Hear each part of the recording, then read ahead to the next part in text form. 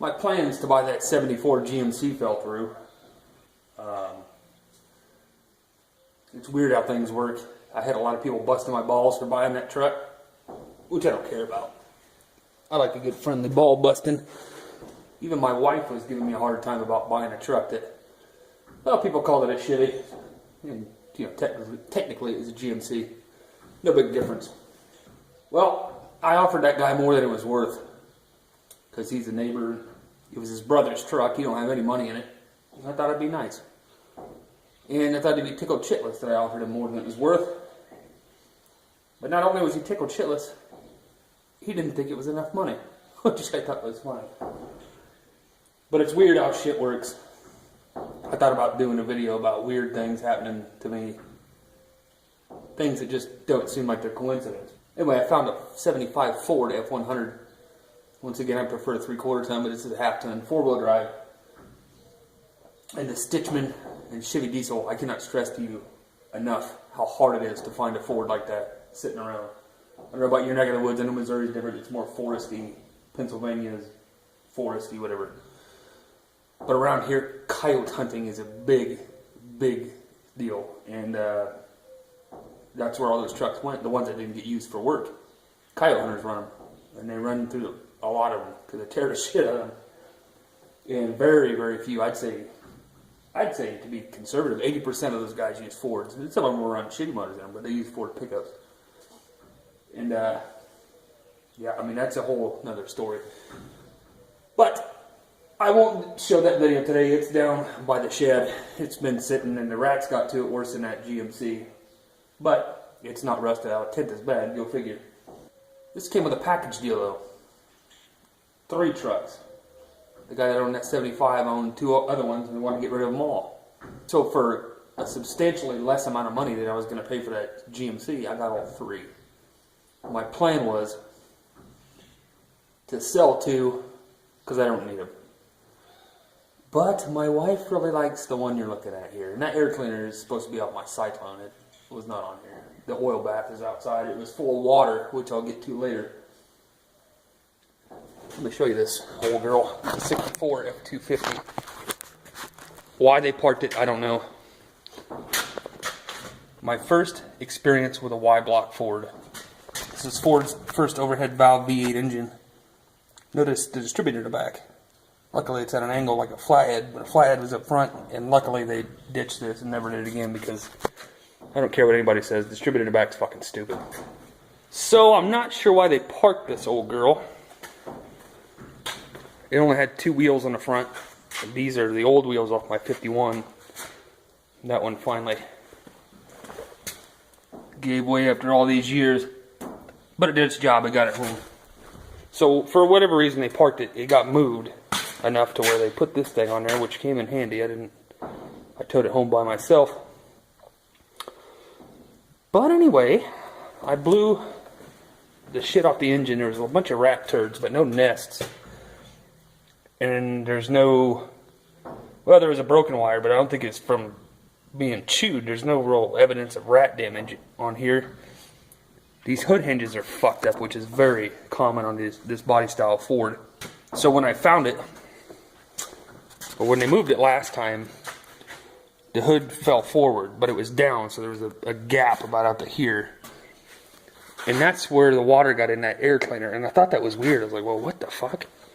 Water inside of an oil bath with the hood on it, and I've never seen an engine seize from sitting when it's got an air cleaner and a hood on it.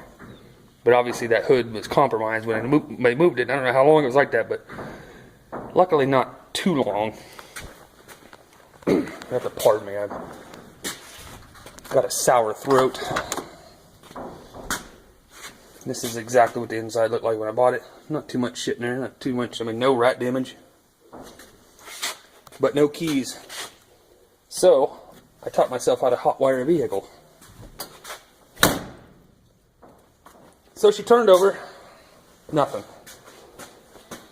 I took out the distributor cap, the points were all corroded, scraped them off with a screwdriver, pulled out one of the plugs, they look horrible.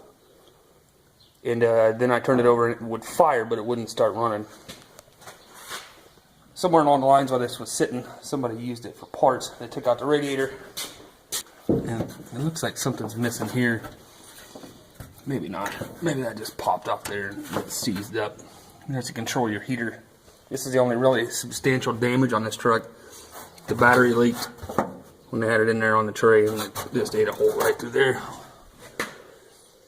I'm not going to restore this. I'm just going to get it running if I can. I mean, I can get it running, but I don't know if I can get it roadworthy without spending more money than I want to. And the wife wants to drive around the farm. Why she likes it so much is beyond me. But all three of these trucks are fairly straight, except for the front ends. The front end's got... My 75 is fine. There's a couple dents in it, nothing major.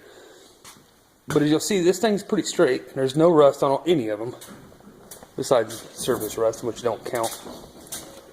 But through the years of moving these damn things around, this and that 54, that's when they really boogered up the front end. Like they had this goddamn thing wired to there and it ripped the steel. 54's out there, if you can see her. I'm not even going to fuck with that one. I'm just going to sell it. Because the 75 is going to be enough of a headache. And if it's bad enough, I'll sell that too. But, yeah, the 75 being a headache as it is. Now I got this fucking thing to deal with.